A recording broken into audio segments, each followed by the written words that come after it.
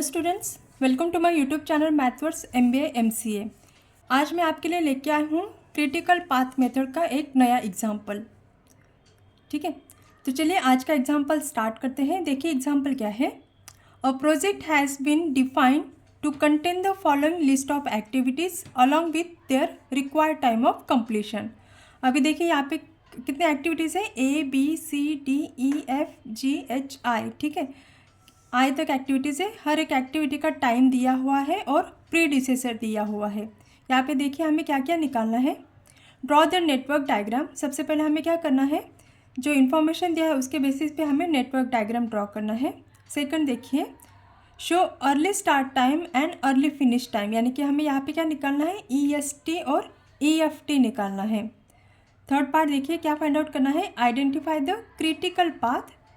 Next देखिए, what would happen if duration of activity F is taken as 4 days instead of 2। ठीक है, जो activity F है उसका ओरिजिनल ड्यूरेशन कितना है, 2 है। अगर हम उसको 4 लेते हैं तो क्या होगा, तो वो हमें यहाँ पे फाइंड आउट करना है। ठीक है, तो चलिए सबसे पहले हम क्या करते हैं, अभी नेटवर्क डायग्राम बना के लेते हैं based on this given information.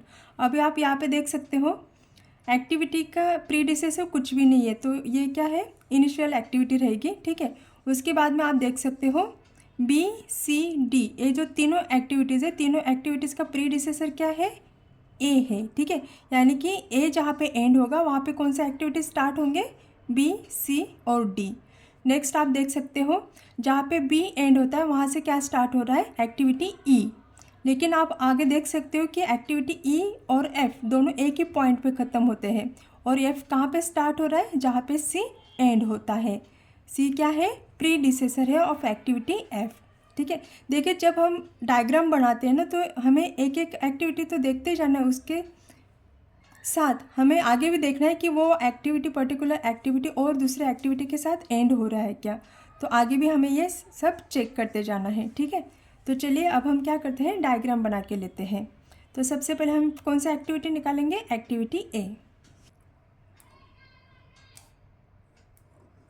तो ये देखिए A हो गई अपनी एक्टिविटी A। नेक्स्ट देखिए एक्टिविटी A से 3 एक्टिविटी स्टार्ट हो रहे हैं, B, C और D। तो हम यहाँ पे बना लेते हैं, A हो गया, B, C और D। ठीक है,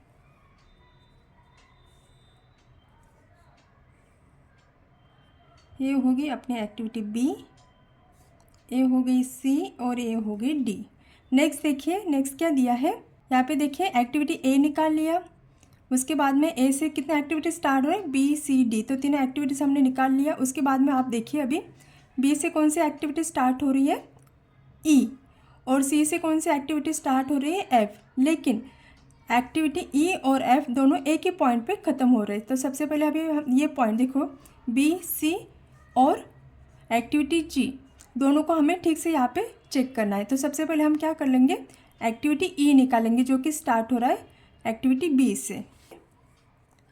यहाँ पे अपनी आ जाएगी एक्टिविटी B से कौन सी एक्टिविटी स्टार्ट हो रही है, E।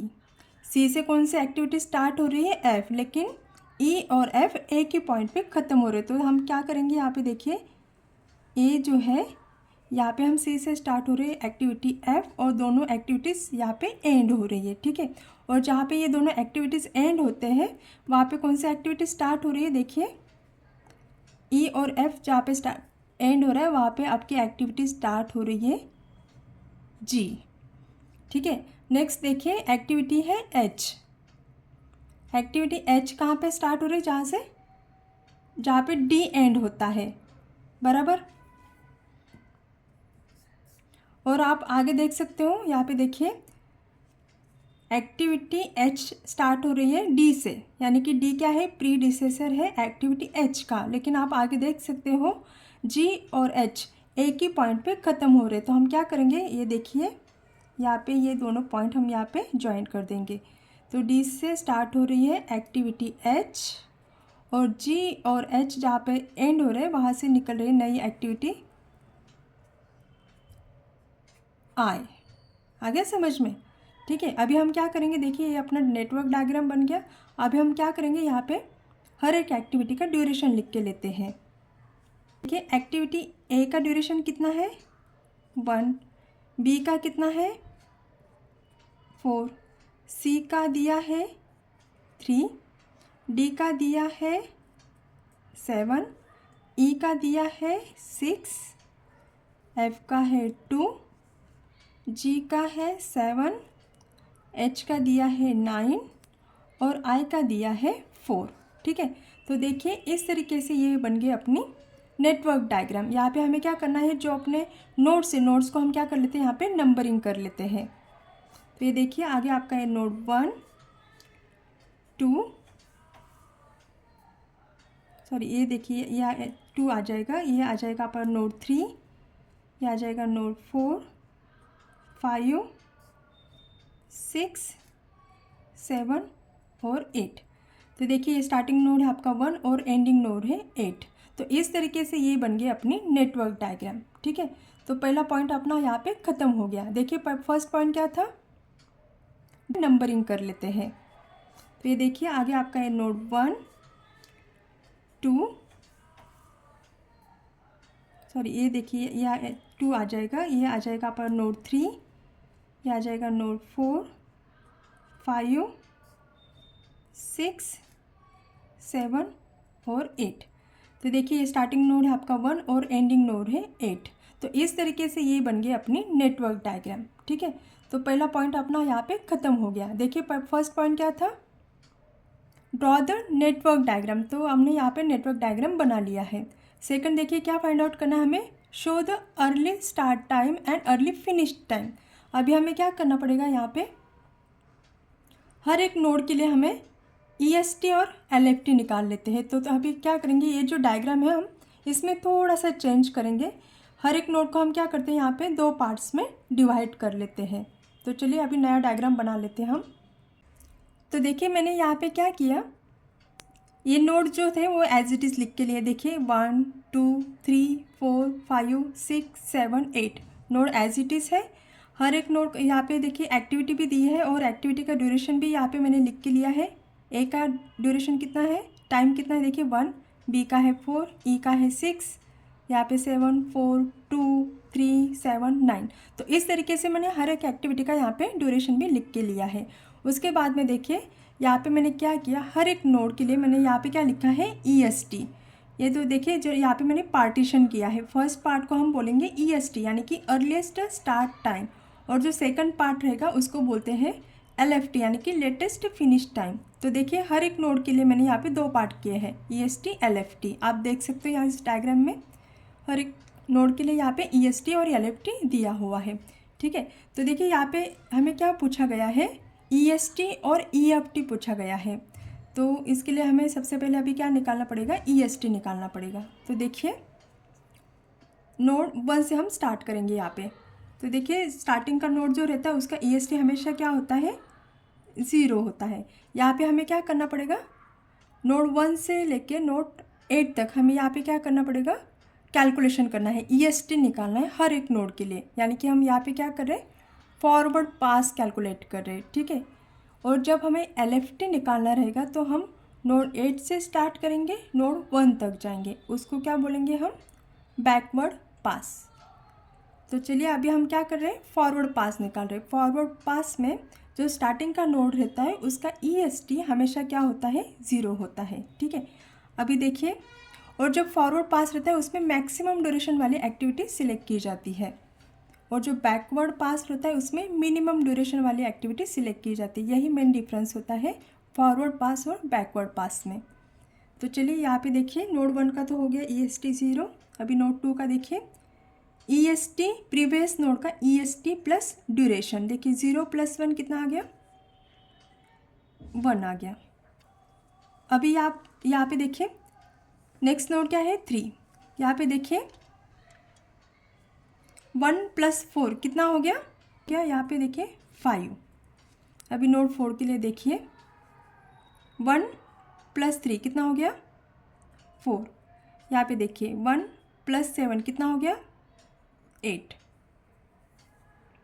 अभी देखिए नोड 6, यहाँ पे हम क्या करते हैं, यहाँ पे देखिए एरो भी देना पड़ेगा क्योंकि ये क्या है, यहाँ पे डायग्राम को हमें एरो देना पड़ता है। नेटवर्क डायग्राम है ये, ठीक है। अभी देखिए नोड 6, अभी आप यहाँ पे देख सकते हैं नोड 6 पे 2 एरोज मिल रहे हैं, एक नोड 3 से और एक नोड 4 से।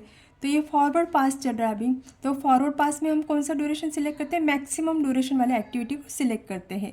तो यहाँ पे देखिए प्रीवियस नोड यानी कि 3, इसका प्रीवियस नोड कौन सा है 3 का EST कितना है 5 प्लस ड्यूरेशन 5 + 6 कितना हो गया 11। अगर यहाँ पे देखते हैं तो 4 + 2 कितना हो गया ये 6, यहाँ पे 6 मिल रहा है, यहाँ पे 11, तो कौन सा है मैक्सिमम 11। तो यहाँ पे हम लेंगे 11, ठीक है। ये हो गया। अभी नोड 7, यहाँ पे देखिए यहाँ पे भी 2 एरोज मिल रहे हैं। तो यहाँ पे देखिए 11 + 7 कितना हो गया 18, और यहाँ पे देखिए 8 + 9 कितना हो गया 17। तो हम क्या लेंगे, यहाँ पे 17 है और यहाँ पे 18 है, तो मैक्सिमम कौन सा है 18।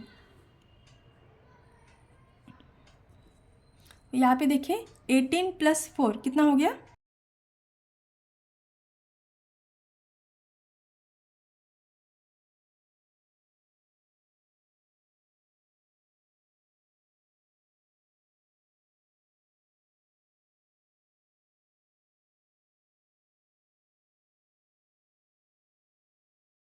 2, ठीक है। तो देखिए इस तरीके से हमने निकाल लिया हर एक नोड के लिए EST। अभी हमें क्या निकालना है, LFT निकालना है। LFT निकालते वक्त लास्ट नोड से स्टार्ट करना रहता है। तो देखिए लास्ट नोड का जो EST रहता है वही उसका क्या होता है LFT। तो यहाँ पे क्या आ जाएगा 22। अभी हम यहाँ पे क्या करेंगे, बैकवर्ड पास करेंगे, ठीक है। अभी यहाँ पे देखिए नेक्स्ट नोड का LFT माइनस ड्यूरेशन, तो 22 - 4 कितना हो गया 18। अभी यहाँ पे देखिए इस नोड के लिए हम LFT कैसे निकालेंगे, नेक्स्ट नोड का LFT minus duration. Next node यानी कि 7 का LFT कितना है 18 - 7 कितना हो गया 11। अभी इस नोड के लिए देखिए, इसके लिए नेक्स्ट नोड कौन सा है 7 का LFT कितना है 18 - 9 कितना हो गया 9, ठीक है।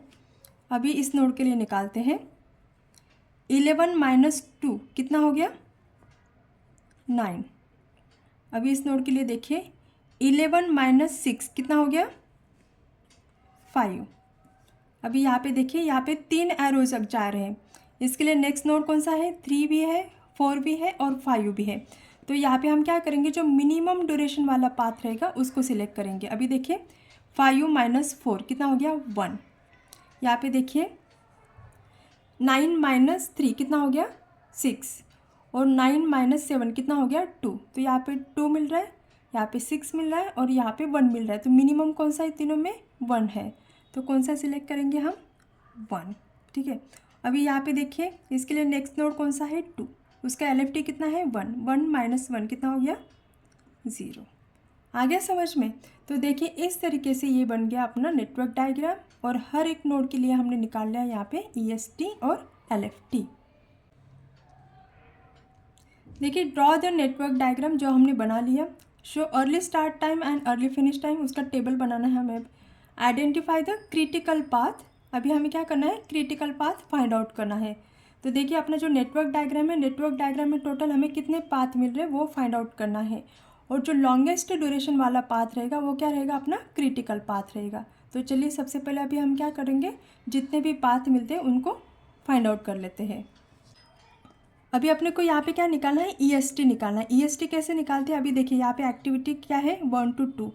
जो एक्टिविटी रहती है उसका जो स्टार्टिंग का नोड रहता है, स्टार्टिंग का नोड का जो EST रहेगा वो हमें यहाँ पे लिखना है, ठीक है। स्टार्टिंग का नोड कंसिडर करना रहता है जब हमें EST निकालना है। तो एक्टिविटी 1 to 2 के टाइम पे हम क्या सिलेक्ट करेंगे 1 का EST, 2 to 3 एक्टिविटी पे 2 का EST, 2 to 4 के टाइम पे 2 का EST, ठीक है। तो चलिए वो हमें अभी यहाँ पे लिख के लेते हैं। तो देखिए 1 का EST कितना है, अभी देखिए फर्स्ट एक्टिविटी कौन से 1 to 2, कौन सा नोड हम कंसिडर करेंगे, नोड 1 को कंसिडर करेंगे और उसका EST लिखेंगे। अभी देखिए नोड 1 का EST कितना है 0, तो हम यहाँ पे क्या लिखेंगे 0। नेक्स्ट देखिए 2 to 3, 2 का EST कितना है 1, 2 का EST कितना है 1, 2 का EST कितना है 1, 3 का देखिए 3 का EST कितना है 5। यहाँ पे देखिए एक्टिविटी क्या है 4 to 6, यानी कि कौन सा नोड कंसिडर करना पड़ेगा अपने को 4। 4 का EST देखिए कितना है 4 का EST है 4। 6 का EST देखिए कितना है 11। 5 का देखिए EST कितना है 8 और 7 का EST कितना है 18। आ गया समझ में? ठीक है, अभी देखिए हमें क्या फाइंड आउट करना है EFT यानी कि अर्लीस्ट फिनिश टाइम। यहाँ पे डायग्राम में हमें क्या निकाला है EST और LFT लेटेस्ट फिनिश टाइम और EFT यानी कि अर्लीस्ट फिनिश टाइम।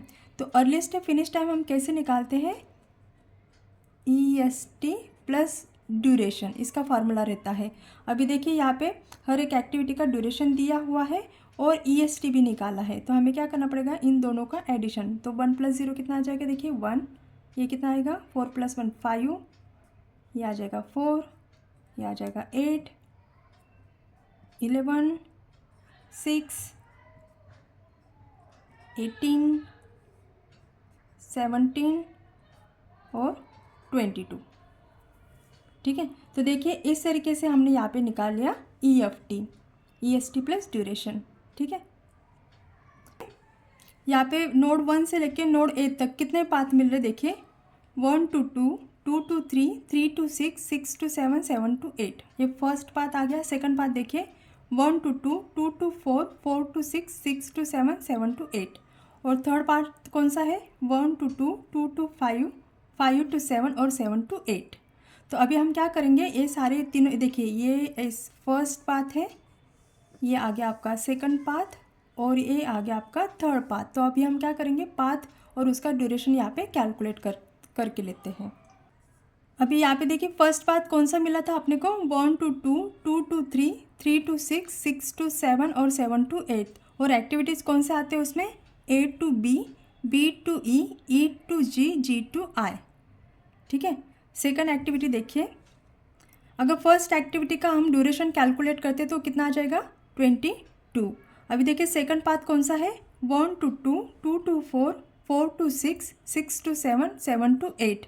और एक्टिविटीज़ कौन से आएंगी उसमें A to C, C to F, F to G, G to I। और उसका अगर हम ड्यूरेशन कैलकुलेट करते हैं तो कितना आ जाएगा 17। अभी देखिए थर्ड पाथ कौन सा है 1 to 2, 2 to 5, 5 to 7, 7 to 8। और activities A, D, H, I। और अगर उसका ड्यूरेशन कैलकुलेट करते हैं तो कितना आ जाएगा वो 21। ठीक है, तो देखिए इस तरीके से हमें 3 पाथ यहाँ पे मिल गए हैं। तो देखिए मैंने यहाँ पे तीनों पाथ लिख के लिए हैं, तीनों पाथ में आने वाले एक्टिविटीज़ लिखे हैं और हर एक एक्टिविटी का मतलब यहाँ पे टोटल जितने भी एक्टिविटीज़ आते हैं उनका टोटल निकाला है। तो आप देख सकते हो फर्स्ट पाथ कितना ड्यूरेशन आ रहा है उसका 22, सेकंड पाथ का 17 और थर्ड पाथ का 21। यानी कि हाईएस्ट ड्यूरेशन वाला पाथ कौन सा है यहाँ पे 22, यानी कि पाथ 1 बराबर। तो पाथ 1 क्या आ जाएगा अपना क्रिटिकल पाथ आ जाएगा। अभी हम क्या करते हैं क्रिटिकल पाथ को यहाँ पे डायग्राम में हाईलाइट कर लेते हैं। तो देखिए ये देखिए यहाँ पे मैंने क्रिटिकल पाथ को हाईलाइट कर लिया जिसका ड्यूरेशन मिल गया अपने को 22। अभी देखिए लास्ट पार्ट हमें क्या पूछा गया है if the duration of the activity F that is 4 to 6 is taken as 4 instead of 2। अभी देखिए एक्टिविटी F कहाँ पे है यहाँ पे है। ठीक है, उन्होंने क्या पूछा है यहाँ पे अगर 2 की जगह अगर हम 4 ले लेते हैं तो उस केस में क्या होगा। अभी देखिए यहाँ पे अगर हम 4 ले लेते हैं यानी कि ये जो कौन से पाथ में आ रहा है F सेकंड पाथ में आ रहा है राइट। तो यहाँ पे जो सेकंड पाथ रहेगा वो 2 की जगह पे अगर हम 4 ले लेते हैं यानी कि सेकंड जो अपना पाथ है वो 2 से इंक्रीज़ होगा। अभी हमने कैलकुलेट किया था यहाँ पे देखिए सेकंड पाथ जो है जहाँ पे F आ रहा है सेकंड पाथ में हमें ड्यूरेशन कितना मिल गया था 17। अगर 2 से वो इंक्रीज़ होता है F एक्टिविटी का ड्यूरेशन 2 के जगह पर अगर 4 लेते थे तो यहाँ पे कितना हो जाएगा 17 + 2 कितना हो जाएगा 19।